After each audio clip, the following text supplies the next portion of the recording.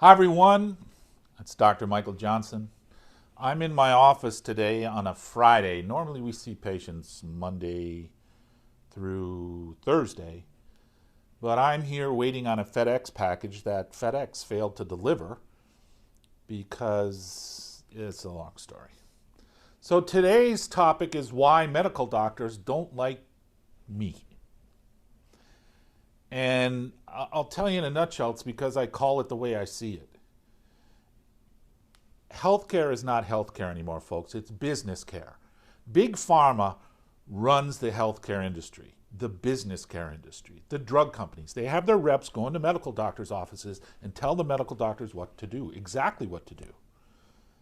And I know this because I've had drug reps as patients in my 35, 36 years of practice.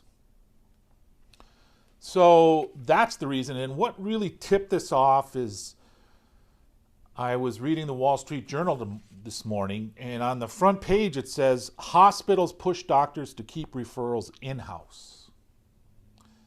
And the reason hospitals are pushing doctors to keep referrals in-house, and you can read the article, today is the 28th of December, 2018, Wall Street Journal, front page.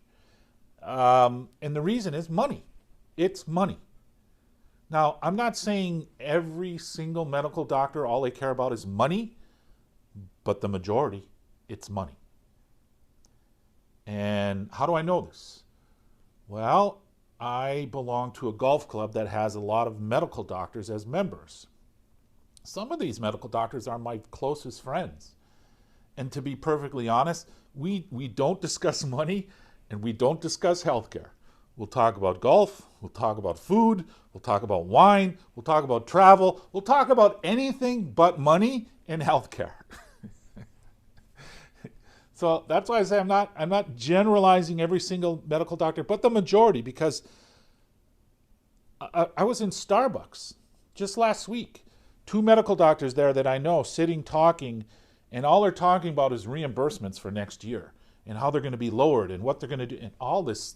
Wow. What about the patient?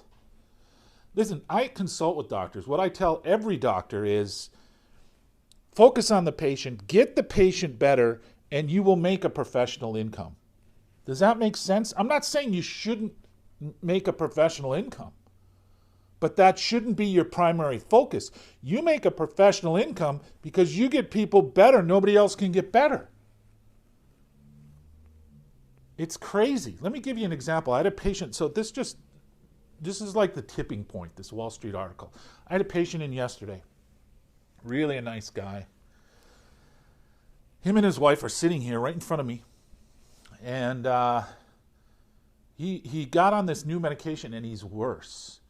But get this, the medication is $1,500 per pill, and he has to take 2 pills a day. $3,000 a day. One medication, his insurance and Medicare are picking it up. But yet they won't pay for stem cell therapy. Folks, insurance will never cover stem cell therapy. Let me tell you why. Because it's about Big Pharma. Big Pharma doesn't want stem cell therapy to succeed because Big Pharma makes billions of dollars. Healthcare insurers make billions of dollars. The reason they make billions of dollars is they have investors and they have to pay dividends to those investors. And the only way they can pay dividends to those investors is if they charge a lot of money. And so if insurance companies pay $3,000 a day for a pill or 2 pills, then they can justify charging high premiums. Then they can justify giving large dividends back to their investors. Folks, this isn't health care. This is business care. Actually, this is money care.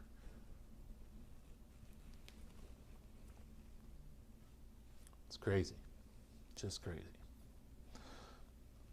I mean, I can give you hundreds of examples. I'll give you another example. I was watching the news last week, and the adenovirus, which is a very common virus, and it's going through the colleges, and a college student, she passed away, unfortunately, because of the adenovirus. And they just gave a little blurb on the backstory of it.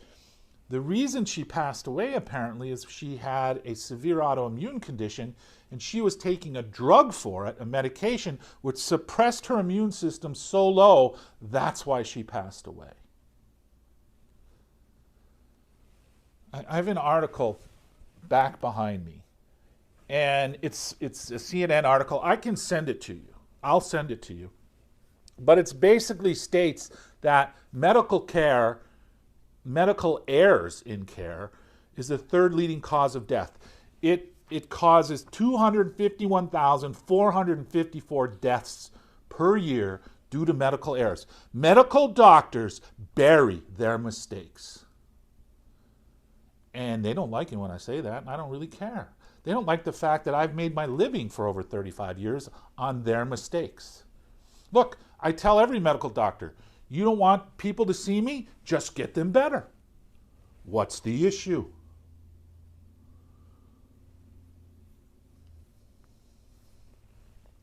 I have a patient. He's lost 60 pounds. He had terribly high blood pressure, terrible heart conditions. I have videos. He saw my video on how to reverse heart disease. He saw my video on cholesterol and why you need cholesterol to make hormones and why it's good for you and why your cholesterol should be 200 to 220 and not 140 or 130. And so he loses 60 pounds and his blood pressure is 118/78. And he asked his doctor, because I told him, look, I can't take you off the meds. That's outside of my scope of practice. I mean, they would just clip my wings if I did that. Goes back to his MD, said, look, my blood pressure is perfect. I've been checking it every day. Here's the numbers. Can I get off these meds? No. You don't want to do that. You want a maintenance dose. Who the hell wants a maintenance dose of medicine? Ugh. Yeah, you can tell I get a little perturbed. I mean, I've been seeing this for 36 years. Okay, so you have high blood pressure because your body's lacking in this medication? No, you have high blood pressure because of poor lifestyle choices. And yes, some of it may be genetic, but then do genetic testing, do hormone testing, do blood work, find the cause. What are the triggers? Trigger testing is one of the biggest things that I help blood pressure patients with. Do they have heavy metal toxicity? Do they have chemical toxicity? Do they have an underlying infection? Do they have all three? Big Pharma drives this healthcare system, and it is not healthcare. It isn't even business care. It's money care. Ay vey. Yeah, that one is just crazy. So, it's been said, there's no money in the fix, folks. There's no money in the cure. There's no money in getting people better. The money is maintenance. The money is just like that medical doctor said. The money is in just maintaining the patient. And okay, you start off with one or two medications. Oh, okay, well, your side effects to these meds. Here's the side effects. Oh, you have side effects? Well, here, take a couple more. Pretty soon, patients are in their 70s. They're taking 15, 20 different meds a day. They can't keep track of their pills. I see it all the time. Medical doctors are great when it comes to acute care. Don't get me wrong. I'm not anti-medicine. When it comes to heart attacks, broken bones, strokes, you're in a car accident. Medicine shines in this country with acute care. Medicine totally drops the ball. Medicine is incompetent when it comes to chronic conditions, chronic autoimmune conditions, chronic neurological conditions, you name it, chronic kidney, chronic liver, chronic lung disease. Even when it comes to cancer. I mean, now the big push, I had a patient, or she wasn't a patient, she was just, keep in mind, folks, I get hundreds of contacts during the course of the week because of my videos. She had emailed me and then called me and I spoke to her. Her son was on the new MS drug, Ocrevus, I don't know how to pronounce it. It's garbage. I don't like the stuff. But it's a chemotherapy drug. He had had 2 infusions at $65,000 each. The insurance paid $70,000 out of that $130,000 bill, and the neurologist wanted another $30,000. The problem was the drug put the boy, 33 years old with MS, from walking with a cane into a wheelchair. That's criminal. That's nothing but criminal. And yet, it just keeps coming. Now, the drug companies, Big Pharma's excuse is, well, we need this money for research. What a bunch of crap. It's the biggest bunch of crap I've ever heard. There are no miracle drugs. And that drug, Ocrevus, that's the miracle drug for MS. It's changing lives. Those people don't walk into my office. The people that have tried it and then gotten worse, those people walk into my office. Crazy. Just crazy. I have another patient.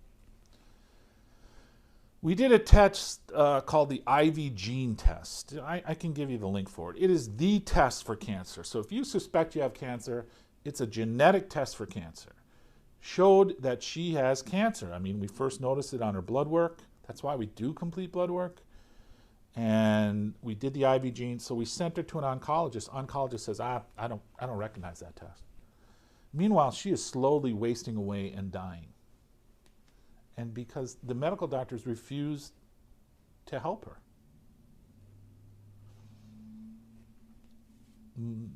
There are medical doctors out there, folks, who will lie, cheat, steal. They'll do anything for more money.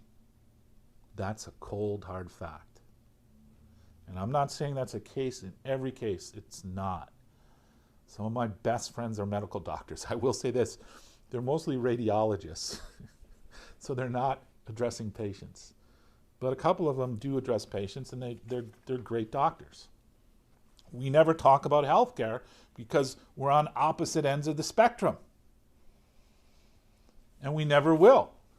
We'll never agree on it. But that Wall Street article, hospitals, how do you think hospitals are building these palaces? It isn't because they're not making any money. You know, I have patients. I have lung disease patients, COPD patients, emphysema patients, and they're getting better. And we have a ton more videos. And yet I have pulmonologists telling patients, these same patients, your lungs can't heal. Don't go see Johnson. He's a quack. He's a charlatan. He's a scam artist. I mean, like, seriously. I've been hearing that for 35 years. Come up with call me Godzilla. Call me Frankenstein. But, calling me a quack and a charlatan and a scam artist, I mean, I heard that the first week in practice. Let me tell you this one. I had an orthopedic surgeon, first month in practice. I'm at some meeting in town here. And he tells me, yeah, we're putting you chiropractors out of business. I go, what? Haven't you heard about chymopapine? See, chymopapine was a papaya enzyme that supposedly dissolved the bulging disc, but it dissolved all the other tissue. There were so many complications and it killed people that they took it off the market. So, you wouldn't go ask a Ford dealer if you should buy a Chevy, right? Why would you ask a medical doctor if you should go into try natural health care? It's competition. It's money. It's all about the dollar with the vast majority of medical doctors, and it's certainly the case with hospitals, and it's certainly the case with Big Pharma.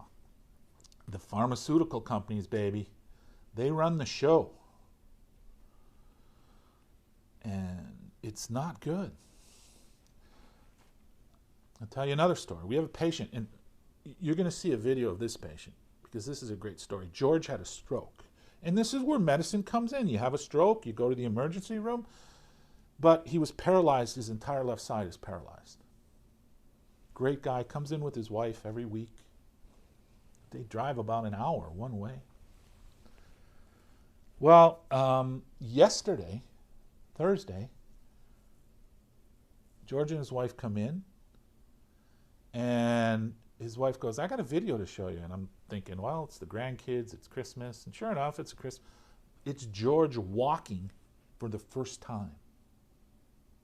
Let me repeat that. He's in a wheelchair since his stroke, hasn't gotten out of that wheelchair. It's a motorized chair now, left side paralyzed. George is walking for the first time. You are going to see that video. They're coming in next week. They're going to do a video testimonial, and I'm going to get a copy of that video that she showed me. That's what we do in our office. We get people better. Nobody else can get better. Lung disease, kidney disease, liver disease, autoimmune disorders, neurological conditions like MS, and strokes like George.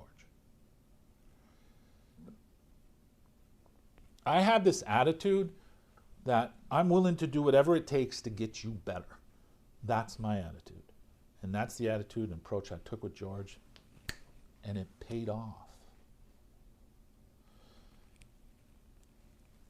I'll have some people email, and I get a lot of emails. They're like, how are you even still alive? Because you hear about all these natural healthcare doctors getting knocked off or mysteriously dying. So if I suddenly drop dead of a heart attack, or if I'm in an accident and die, you know it's big pharma. Personally, I think it's just coincidental, but the numbers keep going up. I don't know. There's no money in the fix, folks. And yet, we fix you. And stem cell therapy is not inexpensive, but it's just not stem cell therapy. You have to do complete blood work. You have to do and look at pregnenolone with complete hormone testing. Watch my videos. I talk about pregnenolone. I won't get into it here. You need complete genetic testing. You need complete trigger testing. We did talk about that. And that is trigger testing of heavy metals, chemical toxicities, underlying infections. Now, I'm sure you can tell I'm a little bit passionate about this whole thing.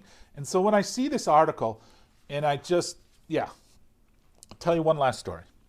Last June, I have this pulmonologist call me. He goes, hey, Dr. Johnson, we've been hearing about stem cell, and we'd like you to come and talk to our Better Breathers Association at the hospital about how stem cells could possibly help them. Well, this was a total charade. This was a total lie. The only reason he wanted me there was to try to embarrass me, to try to humiliate me, which I'm not easily humiliated. So I get there, I tell him what we do. So he didn't tell me. If he would have just been straight up and he said, hey, why don't you come? I'd like to debate you about stem cell therapy and the scientific literature behind it. Boom, I'm in. I'll crush you. But that's not what he told me. He just said, so I geared it toward the patients. I didn't gear it toward scientific research, controlled, double-blinded, randomized studies, which there are a ton. Go to PubMed.com, type in stem cell therapy and COPD. You'll see hundreds, thousands of articles. So I put on my dog and pony show, and he gets his turn, and he just goes mental. I mean, he has a meltdown. He's screaming and yelling because this is a scientific community, controlled, double-blinded, randomized study. So after the talk, I was just going to let it go, but I did write him a letter, and here's the letter. I'm going to read you some of it, not all of it, because I put in all the scientific studies, like 100. Dear Dr. Leonard, your unprofessional conduct at today's meeting was beyond ridiculous. You should be ashamed of yourself, and I know he's not. But I know you are not because of your ego. And keep in mind, when I got to the meeting and I see this guy, he looks like the hippy-dippy weatherman. He's got a big beard and long hair, and I know, I'm being biased, first impressions, and he's got the Birkenstocks on, and I'm going, oh, okay, maybe he's open. And normally if someone invites you to a talk, they'll come up and introduce themselves. He didn't. So I know there was going to be an issue there, and I almost left, and I'm like, nah, just ride it out. Talk about the pot calling the kettle black. All the while that you were ranting and raving, and he did. He had a meltdown. I thought the following to myself, and I did. He's so mental, he's spitting. I see the spray coming out of his mouth. And I wrote, medicine is so scientifically based. I said, what about all the colleagues using medications off labels? What about that? I'll give you an example. Lyrica. Lyrica is not a fibromyalgia medication, folks. It's a seizure medication. Neurontin and gabapentin, they're not peripheral neuropathy medications. They are seizure medications. And so these doctors are using it off-label. So there is no controlled, randomized, double-blind study to support these actions, yet it happens millions of times per year. What about the opioid crisis that the medical doctors and the drug companies created? You see now that the same attorney I saw in 60 Minutes who went after big tobacco is going after these opioid companies, the pharmaceutical industry. He should go after the doctors. This is criminal. This proves that it's just about the money. Opioids were all scientifically approved, this is what I wrote in the letter, before you and your colleagues started handing them out like candy. What about that? Riddle me that one, Batman. And this is why when you throw this scientific bullcrap up in my face, I just shut it right down. Because these studies are controlled by Big Pharma. They're monetized by Big Pharma. These research want to keep getting the grants, the money for the research from Big Pharma. They had better tell Big Pharma what they want to hear. What about the medical errors that cost 250,000 patients their lives every year? What about that? I just told you about the CNN article. I can show it to you. It's the third leading cause of death. Medical doctors bury their mistakes. Some will lie, cheat, and steal and bury you for that almighty dollar. I've seen it happen time and time again. What about Vioxx killing 60,000 people? This is what I wrote. Vioxx was approved with controlled, randomized, and double-blinded studies. I've heard that the Vioxx estimate is extremely low. It's actually 4 to 5 times higher. 300,000 people died before the Food and Drug Administration pulled it off the market. What about that? This one he didn't like. If what you're doing was working, lung disease patients would not be seeking our care, period. He had seen some of these videos. Maybe he'll see this. I could care less. I have a First Amendment right to my opinion.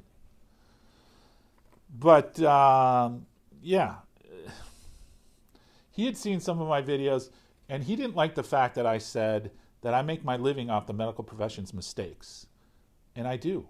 I mean, if you don't want people to see me, Dr. Leonard, just get those people better. Because in that group of the better breathers, there were 2 of my patients who had gotten better. And when people would ask me questions, I'd say, well, just ask Art. Art will tell you. And Art did a video for me. So then I went on and I showed him the stem cell scientific studies. And, you know, it's not just stem cells. So in a way, they're partially right, a little bit. But, yeah. And all the bad things, like I've got to answer an email today. I just saw a lady's concerned because a medical doctor told her that stem cells cause cancer. Partially correct, because fetal stem cells or embryonic stem cells, which are stem cells from aborted fetuses, they don't know when to stop growing.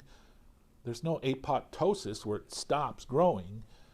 They don't know when to stop. So that's what causes cancer. Fetal stem cells or stem cells from aborted fetuses are illegal in the United States. So you see, it's easy to take some facts and just twist them. And medical doctors are good at that. So this is what one attendee, and I wrote this to Leonard, Chris McMahon wrote to me. Reason Better Breathers meeting today.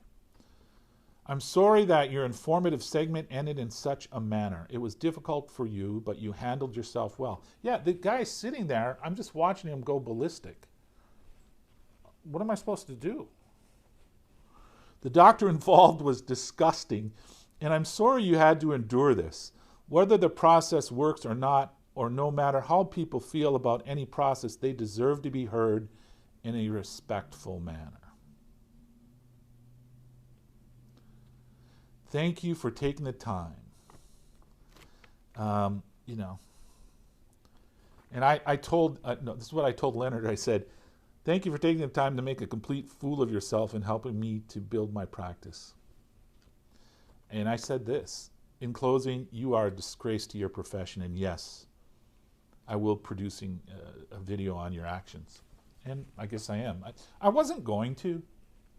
Honestly, it was like, I'm too busy. It's water under the bridge. And it is.